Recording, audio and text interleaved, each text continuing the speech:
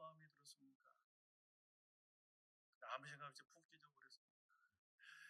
아니면 한 장을 뜯으면서 매우 미안하고 열심히 살았다고 하는데 매우 죄송하고 서서히 뜯으면서 진지한 마음으로 혹시 뜯어내지 않으셨습니까? 내 삶에 내 인생에 다시는 오지 않을 11월 한 달을 이렇게 찢어버렸습니다. 섭섭하지, 안타깝습니다. 열심히 산다고 사는데 늘 부족한 우리의 모습을 보면서 그러나 우리는 희망이 있습니다. 새로운 한 달을 주님이 열어주셨기 때문에 우리는 희망이 있는 거죠. 아멘. 세상의 모든 사람은 기다리며 산다고 해도 과언이 아닙니다. 선택과 기다림, 순간순간 선택과 기다리며 사는 게 저의 인생, 우리들의 인생인 것 같습니다. 작게는 정류장에서 버스를 기다리는 것에서부터 시작해서 커피숍에서 사랑하는 사람을 만나고 기다리는 것, 그리고 주부는 월급날을 기다리고, 또 사원들은 휴가를 기다리고, 결혼을 앞둔 사람은 예비 신랑 신부는 들뜬 마음으로 그날을 기다리고, 3년 동안 열심히 공부하고 지금 수능 시험을 다 끝내고 7개 학교에 원서를 내놓고 합격을 기다리는 청년 친구들이 있을 것입니다. 인생은 선택과 기다림입니다. 여러분, 기다림 속에는 간절함이 있고 기만과 기대가 있고 소망이 있고 애틋함이 있고 눈물이 있습니다. 기다림 속에는 눈물이 있다는 것을 여러분 아십니까? 애틋함이 있는 거죠. 안타까움이 있습니다. 사랑하는 성도 여러분, 우리는 크게 그리스도인들은 기다릴 분이 있습니다. 재림의 주님을 기다리는 그 마음으로 저와 여러분은 매일매일 살아가고 있는 줄 믿습니다. 어제도 오지 않았고 거제도 오지 않은 분이 오늘 오신다면 어떻게 할까? 초대교회 성도들은 늘 함께 떡을 떼고 공동체 모든 예배를 다 드린 후에 항상 그런 기도를 합창을 했습니다. 아멘, 주 예수여 오시옵소서. 아멘, 주 예수여 오시옵소서. 이러한 기도를 날마다 드렸죠. 오늘 살아가는 저와 여러분들이 드려야 할 기도인 줄 믿습니다. 그 기도가 2000년의 시간이 지났으면서 이루어지지 않았으나 1000년이 하루 같고 하루가 1000년 같은 우리가 왜 오지 않느냐? 기다림의 시간이 매우 긴 것처럼 보이는데 1000년이 하루같이 올 수도 있습니다. 1000년의 시간이 하루의 시간이 될 수 있고 하루가 1000년이 될 수 있고 길게 느껴질 때도 있는 거죠. 여러분, 수천 년 전에 히브리인들은 메시아를 기다렸습니다. 약속의 주님을 기다렸습니다. 약속의 메시아를 히브리인들은 기다렸고 노래하면서 장차 오실 메시아 구세주를 기다렸습니다. 대림절이라고 하는 이 대림절의 기간은 4주간의 대림절의 이 기간은 기다림의 절기고 촛불에 매주 하나씩 촛불을 켜놓습니다.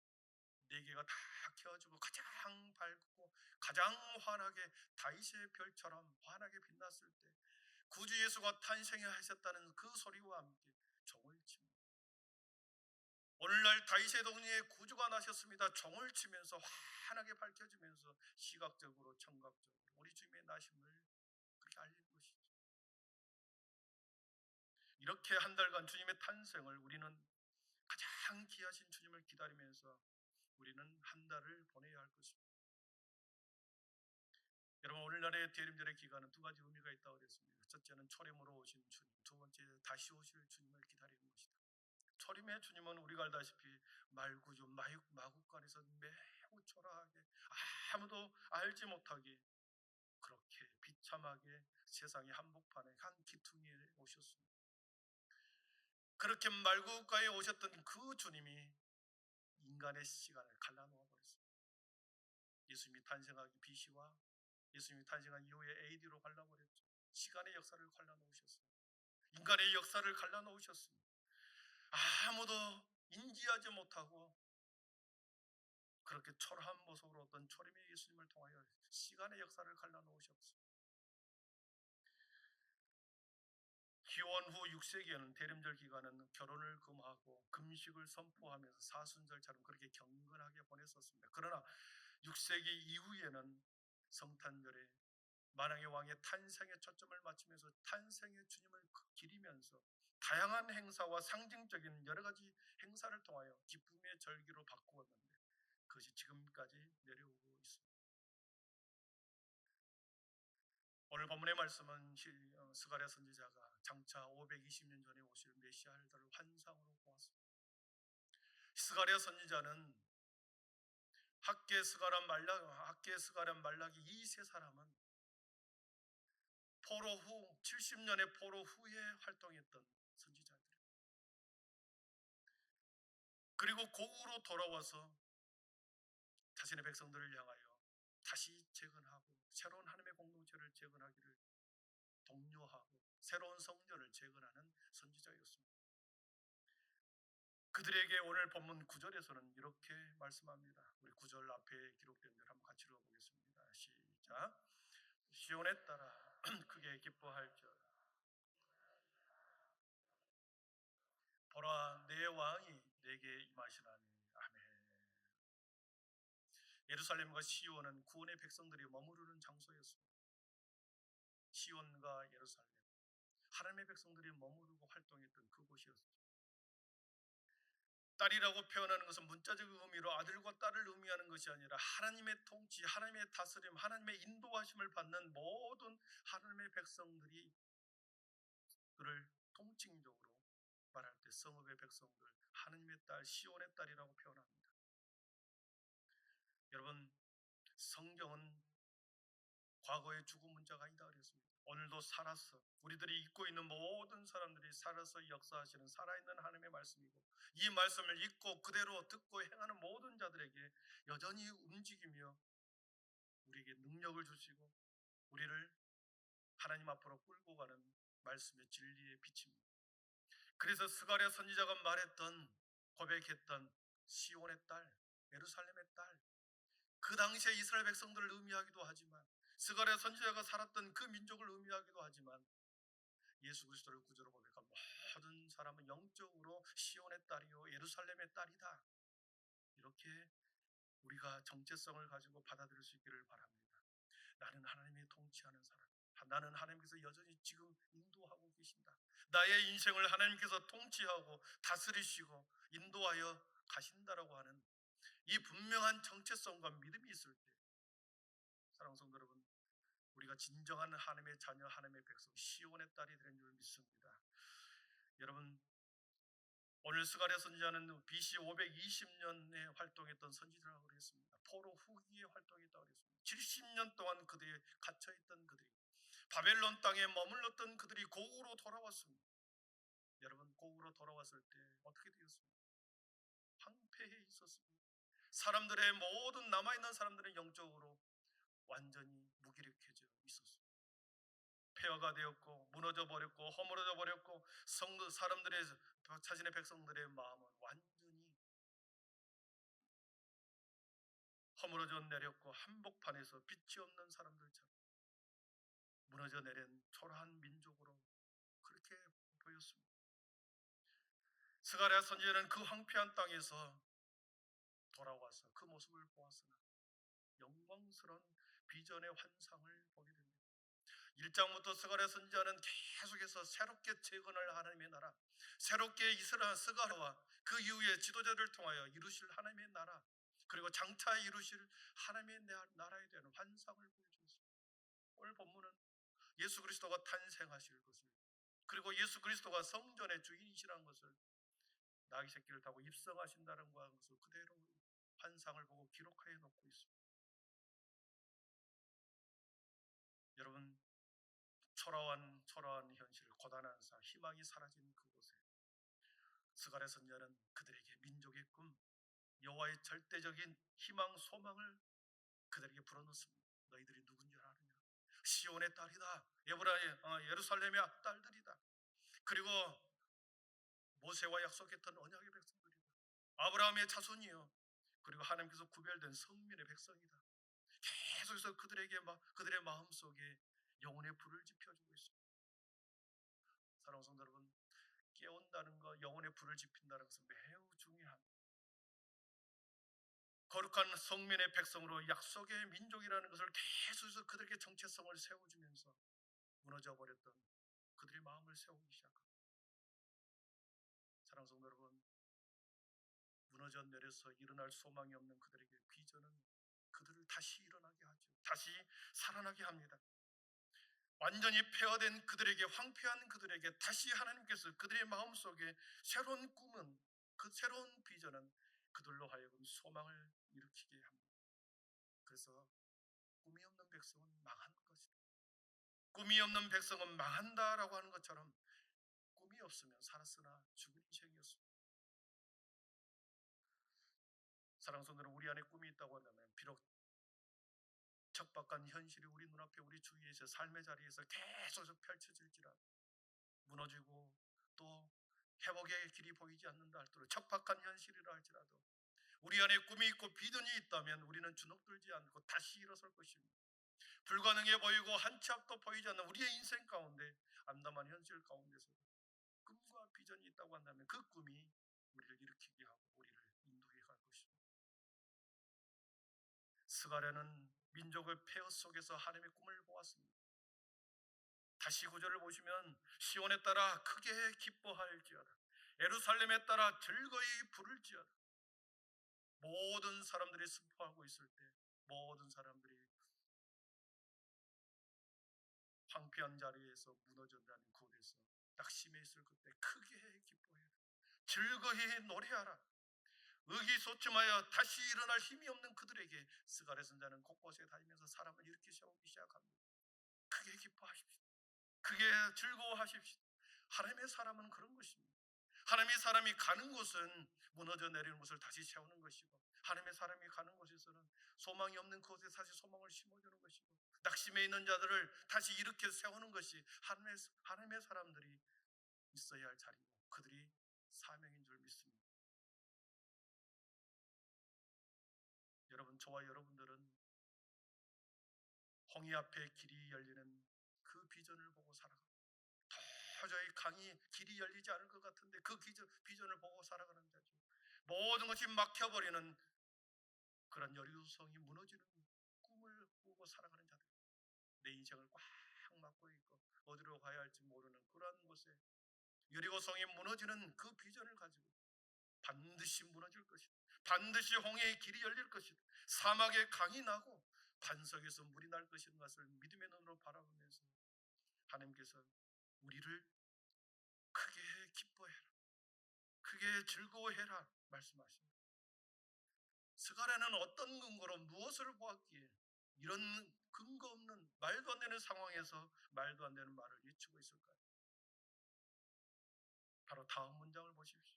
구절을 다시 보면 시온에 따라 크게 기뻐할지어다, 예루살렘에 따라 즐거이 부를지어다. 보라, 보라, 내 왕이 내게 임하시나니, 보라, 내 왕이 내게 임하시나니, 그는 공의로우시며 구원을 베푸시며 겸손하여 나귀를 타시나니, 나귀의 작은 곧 나귀 새끼. 보라, 내 왕이 내게 임하시나니, 우리의 왕이 우리 가운데 임하실 것이다.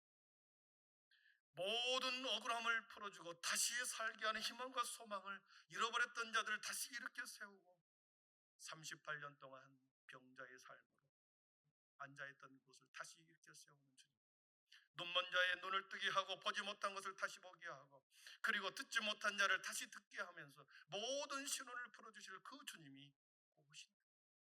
우리 황폐한 이 모든 땅에서 다시 일으켜 세울 주님이 왕이 오신다. 소망을 그들에게 외치고 있습니다. 여러분, 스가랴 선지자나 그 백성들은 포로에서 돌아온 그들은 똑같은 상황입니다. 스가랴 선지자도 여전히 배고픕니다. 여전히 배고프고 춥습니다. 스가랴 선지자도 여전히 고통 가운데 현실 앞에 놓여 있습니다.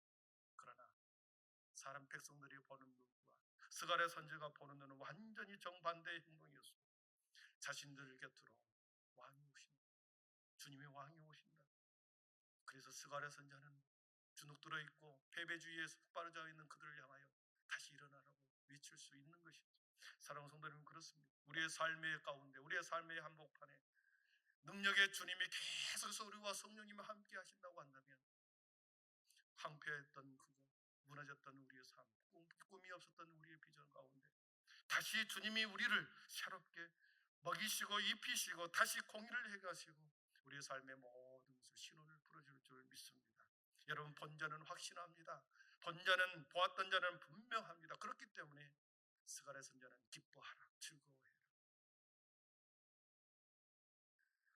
스가랴 선지자가 환상으로 본 메시아는 과연 어떤 모습인가? 오늘 성경은 두 가지로 말씀합니다. 스가랴 선지자가 보았던 주님 메시아는 어떤 모습인가? 첫 번째는 겸손의 왕으로 오신 분이었습니다.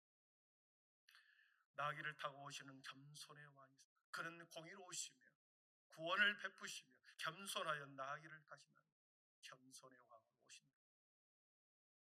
세상의 모든 나라의 왕들은 왕들과는 너무나도 다른 모습입니다. 세상의 왕들은 공의롭지도 겸손하지도 않습니다. 오히려 억압하고 착취하고 군림하고 강압적으로 그렇게 일정한 시혜를 베풀 수는 있으나 세상의 사람은 구원을 베풀 수 없습니다. 그러나 스가랴 선자가 보라본 그 주님은, 그 메시아는 모든 사람들에게 공의를 베푸시고 누구에게나 값없이 돈 없이 구원을 베푸시는 분이시다. 가장 낮은 곳으로 오셔서 가장 밑으로 오셔서 모든 사람을 품어내는 그런 겸손의 왕으로, 넓은 마음으로 겸손의 왕으로 오신 분이시다. 그 모습을 마태복음과 요한복음에서는 예루살렘 입성을 통하여 가장 미천한 어린 나귀 새끼를 타고 오는 주님이 재현해 내셨습니다.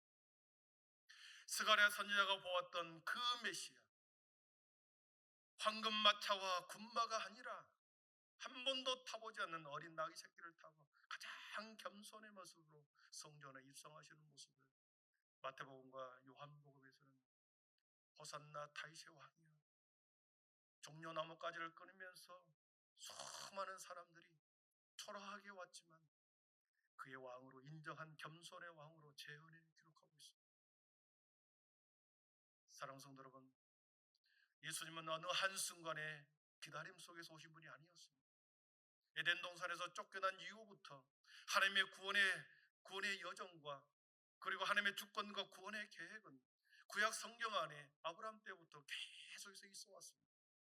수많은 선지자를 통하여 주님께서 메시아가 오신다라고 하는 성경의 곳곳에 증언해 놓으면서 그 예언대로, 그 방법대로, 그 예언하는 대로 우리 주님이 기다림 속에서 오셨던 것입니다.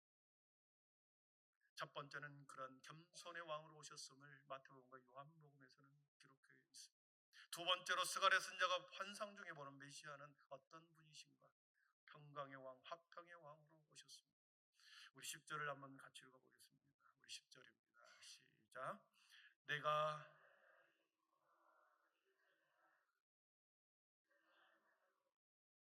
그가 이방 사람에게 화평을 전할 것이요 그의 통치는 바다에서 바다까지 이르고 유라데 강에서 땅끝까지 이르리라. 아멘. 병거와 예루살렘의 말을 끊겠고 전쟁하는 활도 끊고 뭘로 오신다고요? 이방 사람에게 화평을 전할 것이다. 우리 주님께서 이루시고자 하는 나라는 군사력과 무기로 건설되는 나라가 아니라는 것을 말씀하고 있는 거죠. 화평으로, 평강으로 이루실 분이시다. 세상의 모든 나라는 자신들의 나라를 지키기 위해서는 무기와 활과 그리고 병거가 있어야 한다고 말합니다. 3년간 지속된 우크라이나 전쟁을 보십시오. 자신 나라의 안전을 지키기 위해서는 계속 무기를 보충합니다. 이스라엘 하마스의 전쟁과 남미에서 벌어진 수많은 테러와의 마약과의 전쟁이 끊임없이 지구를 위협하고 나라를 위협할 때 각 나라는 무기 전쟁을, 무기 구입을 경쟁적으로 하고 있죠.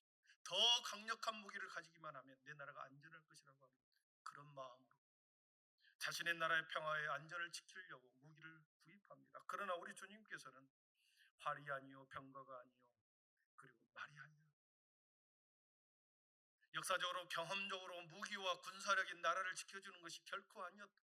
오히려 더 긴장만 조정할 뿐이고 더 불안만을 가중할 뿐이고 일시적 평안이 있을지 모르나 조금만 균형이 깨어지면 완전히 그 평안은 깨지고 마는 그 세상 나라. 그러나 우리 주님이 세우실 평화의 나라는 모든 것을 끊겠다 했습니다. 무기와 전쟁, 무기와 군사력으로 지키는 나라가 아니었습니다. 예수님이 통치하는 나라는 어떤 나라인가? 평화의 나라는 어떤 나라인가? 이사야 선지자가 우리에게 말씀해 주었습니다. 표범이 어린 염소와 함께 누워있다 그랬습니다. 송아지와 어린 사자가 함께 뒹구는 세상이다 그랬습니다. 암소와 곰이 함께 먹고 그리고 사자가 풀처럼 소처럼 풀을 먹는 세상, 젖 먹는 아이가 독사의 굴에 손을 넣어도 전혀 해됨도 상함이 없는 그런 나라, 약육강식의 강자가 약자를 지배하는 그런 나라가 아니라 함께하는 공존공영의 나라, 우리 주님이 세우실 그 평화의 나라는 공존공영의 나라였습니다. 여러분, 그런데 이 나라가 이 세상에 있을까요? 우리 주님이 세우시는 그 나라, 평화의 나라, 이 세상에 있을까요? 없습니다. 해됨도 없고 상함이 없는 이런 나라 세상에 없습니다. 이런 나라는 이 땅에 없습니다. 이런 나라에 대해서 있다라고 하는 것을 예수님께서 오셔서 이 나라가 있다, 평화의 나라가 있다, 예수님께서 오셔서 그 나라를 선포하고 그 나라의 백성이 되는 비결에 대해서 우리에게 가르쳐주기 위해서 이 땅에 오셨어요. 아멘. 세상에 주님이 세우시는 그 나라는 세상에는 없지. 그러나 그 나라가 있다는 것을 우리에게 알려주기 위해서, 그리고 그 나라에 들어가는 비결에 대해서 가르쳐주기 위해서 우리 주님이 이 땅에 오신 것입니다. 평강의 나라, 하나님 예수님이 세우신 그 화평의 나라는 어떤 사람이 들어가는가? 11절을 보겠습니다. 11절 앞에 서두를 보면 또 너로 말할진대 내 언약의 피로 말미암아 그랬습니다. 언약의 피로 말미암는다. 언약의 피, 이것은 시내산에서 모세와 하나님과의 약속, 그 제단에서 흘렸던 송아지의 피를 의미합니다. 그런데 이 송아지의 피가 그리스도께서 흘리신 언약의 피였습니다. 그리스도께서 택한 백성들의 속죄를 위하여 흘리신 언약의 피, 그 대속의 피를 통해서만이 우리가 하나님의 나라에 들어갈 수 있음을 말씀하고 있습니다. 죄의 결박당하여 죽어가는 모든 자들을 풀어주고 평강의 나라로 들어가기 위해서는 반드시 예수님께서 흘리신 언약의 피를 가지고 그리스도의 속죄의 피를 가지고만이 그 나라에 들어갈 수 있음을 말씀하시죠. 두 번째는 평강의 나라를 어떻게 들어가는가? 11절 같이 한번 또 읽어보겠습니다. 11절입니다. 또 너로 말할진대 내 언약의 피로 말미암아 내가 내 갇힌 자들을 물 없는 구덩이에서 놓았나니. 아멘. 물 없는 구덩이에서 놓았다. 이것은 바벨론 포로에서 자유케 해주는 것을 의미했습니다. 70년 동안 포로 상태에서 풀어주었던 자유, 선민의 백성으로 풀어줬던 구원해 내셨던 것을 상징하지만 이것은 우리 주님께서 생명의 진리, 구덩이에 빠져있는 사람은 스스로 나올 수 없게 누군가가 줄을 내어줘야, 구덩이에 빠져있는 그 사람을 건져내기 위해서는 밖에서 누군가가 생명의 줄을 내어주어야만, 구원의 줄을 내려주어야만, 그리고 그 줄을 잡고 올라올 수 있게 되는 거죠. 우리 주님이 오신 이유는 생명의 줄, 구원의 줄을 세상의 모든 사람들에게 내려주기 위해서 오신 것입니다. 아멘. 그래서 평강의 나라는 언약의 피, 생명의 줄을 붙잡는 자들만 갈 수 있는 곳이다. 그리고 또 세 번째로 그 나라는 어떤 사람이 가는가? 12절을 같이 읽어봅니다. 12절입니다. 갇혀 있으나 소망을 품는 자들아 너희는 요새로 돌아올지니라. 내가 오늘도 이르노라. 내가 내게 갑절이나 갚을 것이니라. 아멘. 갇혀 있으나 소망을 품는 자들아 너희는 요새로 돌아올지니라. 요새로 들어올지니라. 요새로 돌아와라. 요새가 무엇입니까? 적이 침략할 수 없는 난공불락에 세워지는 것이 요새입니다. 어떤 공격이 날아와도 침범할 수 없는 곳, 그것이 요새죠. 요새로 들어와라. 요새로 들어와야 안전한 거죠. 세상 사람들은 견고한 성을 쌓고 토단을 쌓고 집을 높이 세워놓고 여러 장치를 세워놓지만 세상에서는 그 우리의 생명을 지켜줄 요새는 없습니다. 이 요새는 우리 주님께서 세우신 교회였습니다. 음부의 권세가 침범하지 못하는 교회. 이 땅의 교회는 머리로, 교회의 머리가 되신 그리스도께서 진정한 교회의 주인이신 주님이 계시는 그곳, 보편적 교회, 우리 주님께서 세우신 그 교회 안으로 들어오라. 그 교회 안으로 들어와라. 그 요새 안으로 들어오라. 그 요새 안으로 들어오는 자만이 평강의 나라, 화평의 나라의 백성이 될 수 있다는 것을 말씀하시는 것이죠. 말씀을 정리합니다. 예수님은 세상의 모든 사람들에게 하늘의 소망을 주시기 위해서 이 땅에 오셨습니다. 하늘의 소망을 주시기 위해서, 평강의 소망을 주시기 위해서 오셨습니다. 장차 도래할 화평의 나라를 소망으로 주시기 위해서 우리 주님이 오셨습니다. 화평의 나라가 있고 평화의 나라가 있고 그것을 있다라는 것을 알리고, 그리고 들어가는 비결에 대해서 우리들에게 오셨습니다. 그 왕이 지금 우리 곁에 오고 계셨고, 오셨고 앞으로 오실 예정입니다. 사랑하는 성도 여러분, 그 소망의 나라, 그 소망의 요새, 그 생명의 나라, 그 소망이 나의 소망이 되기 위해서는 요새 안으로 들어가야 돼요. 교회의 머리 대신 주님이 계시는 곳으로 요새 안으로 들어, 음부의 권세가 침범하지 않는 교회 안으로 들어, 우리 모든 사람들에게 소망과 화평과 평강의 나라를 똑같이 주었습니다. 그 나라가 나의 나라가 되기 위해서는 소망 중에 우리에게 가르쳐주신 요새로 들어가야 합니다. 사랑하는 성도 여러분, 세상의 많은 사람들에게 우리 주님이 알렸습니다. 평강의 나라, 소망의 나라가 있다. 그러나 그 소망이 나의 소망이 되기 위해서는 내가 믿음을 가지고 요새로, 교회 안으로 들어와야 된다고 하는 그것을 우리들에게 가르쳐 주셨습니다. 우리 곁에 주님이 오고 계십니다. 우리 곁에 주님이 오셨습니다.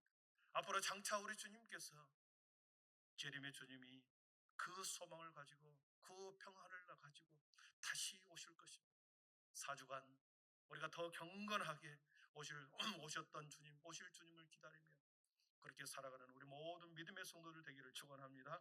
기도하겠습니다. 사랑의 하나님, 감사합니다. 주님, 대림절 기간을 통하여 주님이 우리에게 주신 겸손의 왕, 평화의 나라, 그 나라가 있음을 알리기 위해서 이 땅에 오셨고, 그리고 그 나라에 들어가는 비결에 대해서 우리에게 말씀해 주었습니다. 언약의 피가 아니면, 생명의 줄을 붙들지 않으면, 요새로 들어가지 않으면 우리는 그 생명의 나라, 그 평화의 나라에 들어갈 수 없음을 우리에게 말씀해 주었습니다.